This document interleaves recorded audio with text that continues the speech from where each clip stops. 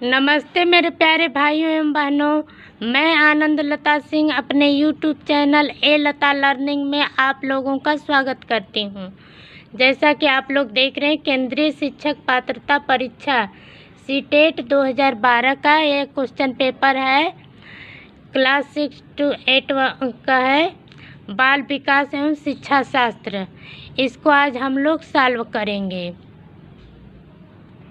Question number first, अभिप्रेरणा के सिद्धांतों के अनुसार एक शिक्षक, ये ऑप्शन सही है, विद्यार्थियों के वास्तविक अपेक्षाएं रखने के द्वारा सीखने को संवर्धित कर सकता है। ऑप्शन ए सही है, एक शिक्षक को छात्रों के वास्तविक अपेक्षाएं रखनी चाहिए तथा प्राप्त परिणामों के आधार पर उनमें सुधार करके उनके अधिगम को संवर्धित व संपोषित करनी चाहिए।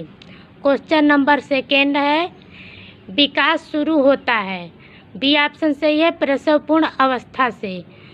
शीघ्र मानसिक विकास को समझने के लिए मनोवैज्ञानिकों ने बताया है कि विकास प्रसव के 4 पहले शुरू हो जाता है। यह मुख्यतः 3 चरणों में होता है: कीटाणु मंच, भ्रूण अवस्था और भ्रूण चरण। क्वेश्चन नंबर थर्ड, बहुविध बुद्धि सिद्धांत के अनुसार सभी प्रकार के पशुओं, खनिजों और पेड़ पौधों को पहचानने और वर्गीकृत करने की योग्यता कहलाती है। बी ऑप्शन सही है, प्राकृतिक बुद्धि। मनोवैज्ञानिक बहुविध बुद्धि सिद्धांत के अनुसार सभी प्रकार के पशुओं, खनिजों और पेड़ पौधों को पहचानने और वर्गीकृत करने की योग्यता प्राकृतिक बुद्धि कहलाती है। क्वेश्चन नंबर 4, अधिकांश व्यक्तियों की बुद्धि औसत होती है। बहुत कम लोग प्रतिभा संपन्न होते हैं और बहुत कम व्यक्ति मंद बुद्धि के होते हैं। यह कथन बुद्धि के वितरण के प्रतिस्थापित सिद्धांत पर आधारित है। मानव बुद्धि का विकास उसके वंशानुक्रम व वातावरण पर की अंतःक्रिया पर निर्भर करता है। अधिकांश व्यक्तियों की बुद्धि औसत होती है, जो वातावरण के साथ उनके समायोजन को दर्शाता है, जबकि कुछ व्यक्ति प्रतिभा संपन्न होते हैं और कुछ मंद बुद्धि। यह उनके वंशानुक्रम व वातावरण की अंतःक्रिया को दर्शाता है। अतः यह बुद्धि के वितरण के प्रतिस्थापित सिद्धांत पर आधारित है। क्वेश्चन नंबर 5, सहयोगी अधिगम में अधिक उम्र के प्रवीण विद्यार्थी छोटे और कम निपुण विद्यार्थियों की मदद करते हैं। इससे डी ऑप्शन सही है, उच्च उपलब्धि और आत्मसम्मान विकसित होता है। जब उच्च प्रवीण विद्यार्थी निम्न प्रवीण विद्यार्थी की मदद करता है तो उच्च उपलब्धि और आत्मसम्मान का विकास होता है। क्वेश्चन नंबर 6, जब पूर्व का अधिगम नई स्थितियों के सीखने को बिल्कुल प्रभावित नहीं करता तो यह कहलाता है। यह ऑप्शन सही है, अधिगम का शून्य स्थानांतरण। जब पूर्व का अधिगम नई स्थितियों के सीखने का बिल्कुल प्रभावित नहीं करता तो यह अधिगम का शून्य स्थानांतरण कहलाता है। क्वेश्चन नंबर 7, चिंतन अनिवार्य रूप से है एक संज्ञानात्मक गतिविधि। यह ऑप्शन सही है, चिंतन चूँकि मानसिक स्तर पर होता है और इसमें अनुभवों, कल्पनाओं, सूचनाओं का सम्मिश्रण होता और एक नया रूप ग्रहण करता है, इसलिए इसे एक संज्ञानात्मक गतिविधि माना जाता है। क्वेश्चन नंबर 8, एक बाल केंद्रित कक्षा में बच्चे सामान्यतः सीखते हैं। सी ऑप्शन से वैयक्तिक रूप से। एक बाल केंद्रित कक्षा में बच्चे सामान्यतः वैयक्तिक रूप से सीखते हैं। क्वेश्चन नंबर 9, पियाजे के अधिगम के संज्ञानात्मक सिद्धांत के अनुसार वह प्रक्रिया जिसके द्वारा संज्ञानात्मक संरचना को संशोधित किया जाता है स्कीमा कहलाती है। डी ऑप्शन सही है, पियाजे के अधिगम के संज्ञानात्मक सिद्धांत के अनुसार वह प्रक्रिया जिसके द्वारा संज्ञानात्मक संरचना को संशोधित किया जाता है स्कीमा कहलाता है।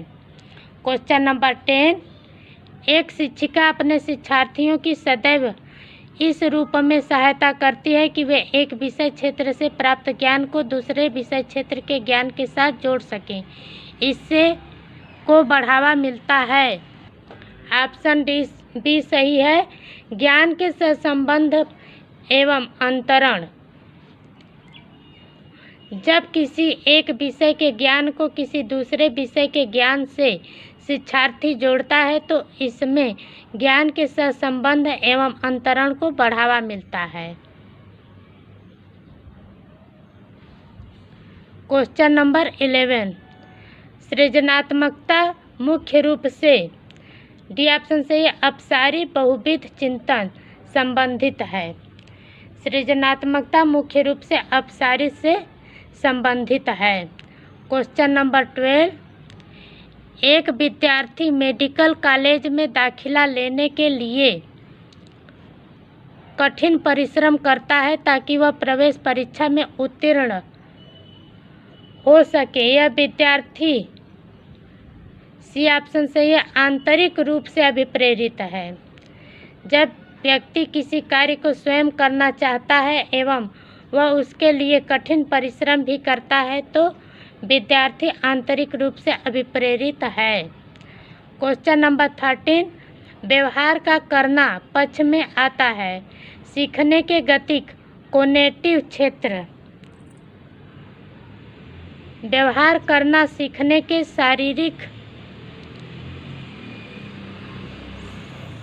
शरीर गतिक क्षेत्र के अंतर्गत आता है। शरीर गतिक क्षेत्र के अंतर्गत शारीरिक संचालन, शारीरिक क्रिया, शरीर पर नियंत्रण, दृढ़ीकरण आदि आते हैं जिनके माध्यम से ही व्यवहार किया जा सकता है। क्वेश्चन नंबर 14, विज्ञान एवं कला प्रदर्शनियाँ, संगीत एवं नृत्य प्रस्तुतियाँ तथा विद्यालय पत्रिका निकालना के लिए है।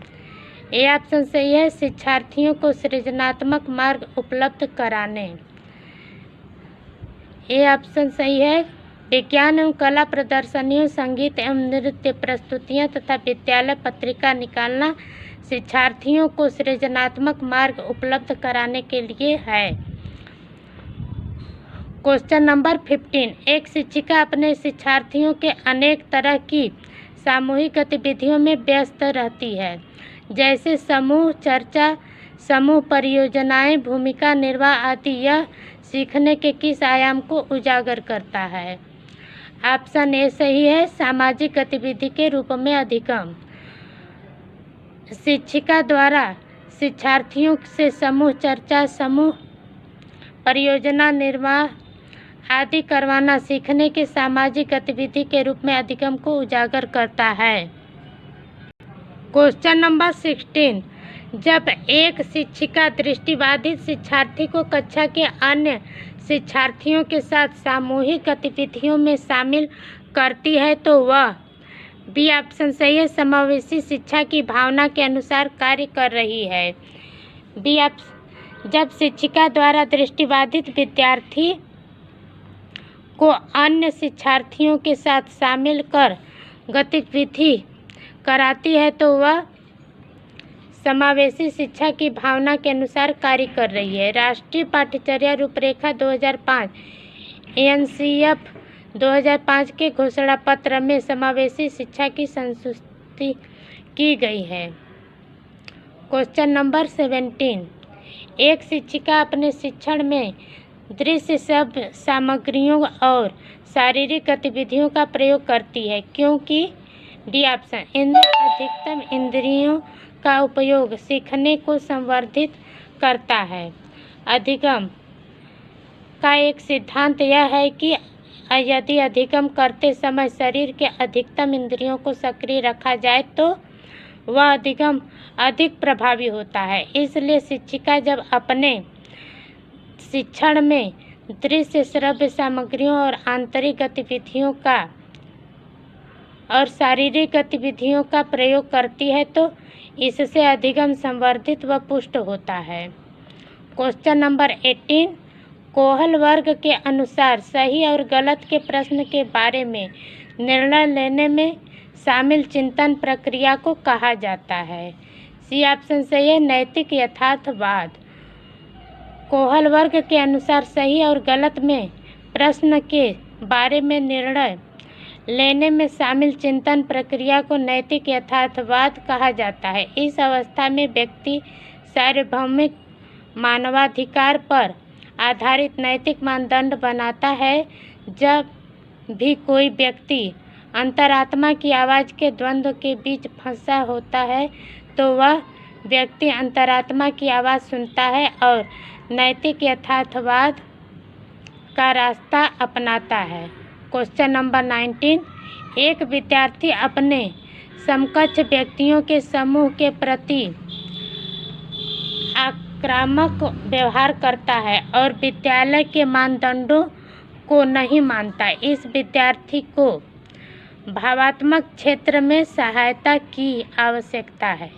ये ऑप्शन सही है, जब विद्यार्थी अपने समकक्ष व्यक्तियों के साथ उद्दंडता का व्यवहार करता है एवं विद्यालय के मानदंडों को नहीं मानता है तो इस विद्यार्थी को भावात्मक क्षेत्र में सहायता की आवश्यकता है। क्वेश्चन नंबर 20, शिक्षकों को यह सलाह दी जाती है कि वे अपने शिक्षार्थियों को सामूहिक गतिविधियों में शामिल करें क्योंकि सीखने को सुगम बनाने के अतिरिक्त बी ऑप्शन सही है, सामाजिकरण में भी सहायता करती हैं। विभिन्न कक्षा के शिक्षार्थियों को एक साथ गतिविधियों में शामिल करना उनके सीखने को सुगम बनाता है एवं ये सामाजिकरण में भी सहायता करती हैं। क्वेश्चन नंबर 21, समावेशी शिक्षा उस विद्यालयी शिक्षा व्यवस्था की ओर संकेत करती है जो डी ऑप्शन सही है, उनकी शारीरिक, बौद्धिक, सामाजिक, भाषिक या अन्य विभिन्न योग्यता स्थितियों को ध्यान में रखे बगैर बच्चों को शामिल करती है। समावेशी शिक्षा उस विद्यालयी शिक्षा व्यवस्था की ओर संकेत करता है जो सामान्य शिक्षार्थियों के साथ शारीरिक रूप से दिव्यांग शिक्षार्थियों को शिक्षा प्रदान करता है। इस प्रकार की शिक्षा व्यवस्था में शिक्षार्थियों की शारीरिक, बौद्धिक, सामाजिक, भाषिक या अन्य विभिन्न योग्यताओं व स्थितियों को ध्यान में रखे बगैर सभी को समान व उपयोगी शिक्षा उपलब्ध कराता है। क्वेश्चन नंबर 22, निम्नलिखित में से कौन सा मुख्य रूप से आनुवंशिकता संबंधी कारक है? ये ऑप्शन सही है, आँखों का रंग। आनुवंशिकता में किसी व्यक्ति से उसके बच्चे में कुछ गुण जाते हैं, जैसे आँखों का रंग आनुवंशिकता के लक्षण के कारण होता है। क्वेश्चन नंबर 23, शिक्षकों को अपने विद्यार्थियों की त्रुटियों का अध्ययन करना चाहिए क्योंकि वे प्रायः आवश्यकता उपचारात्मक युक्तियों की ओर संकेत करते हैं। ऑप्शन डी सही है, शिक्षकों को अपने विद्यार्थियों की त्रुटियों का अध्ययन करना चाहिए क्योंकि वे प्रायः आवश्यक उपचारात्मक युक्तियों की ओर संकेत करती हैं। क्वेश्चन नंबर 24, सीमा हर पाठ को बहुत जल्दी सीख लेती है जबकि लीना उसे सीखने में ज़्यादा समय लेती है। यह विकास के सिद्धांत को दर्शाती है। ये सही है, वैयक्तिक भिन्नता। यदि कोई शिक्षार्थी किसी पाठ को जल्दी सीख लेती है जबकि दूसरी शिक्षार्थी सीखने में ज़्यादा समय लेती है तो इस प्रकार के लक्षण वैयक्तिक भिन्नता के सिद्धांत को दर्शाती है। क्वेश्चन नंबर 25, निम्नलिखित में से के अतिरिक्त सभी वातावरणीय कारक विकास को आकार देते हैं। डी ऑप्शन सही है, शारीरिक गठन। शारीरिक गठन के अतिरिक्त सभी वातावरणीय कारक विकास को आकार देते हैं। शारीरिक गठन विकास का जैविकीय कारक होता है। क्वेश्चन नंबर 26, श्रवण ह्रास से ग्रसित बच्चे कक्षा में किस सबसे मुख्य नैराश्य कुंठा का सामना करते हैं? ये ऑप्शन सही है, दूसरों के साथ संप्रेषण करने तथा सूचनाओं को बांटने में अक्षमता। श्रवण ह्रास से ग्रसित बच्चे कक्षा में सबसे मुख्य नैराश्य का कारण है दूसरों के साथ संप्रेषण करने तथा सूचनाओं को बांटने में अक्षमता का सामना करना। क्वेश्चन नंबर 27, डिसलेक्सिया मुख्य रूप से पढ़ने की समस्या से संबंधित है। डिसलेक्सिया एक अधिगम विकलांगता है जिसका प्रकटीकरण पठन विकार के रूप में होता है, अर्थात डिसलेक्सिया से ग्रसित बालक पढ़ने में कठिनाई अनुभव करता है।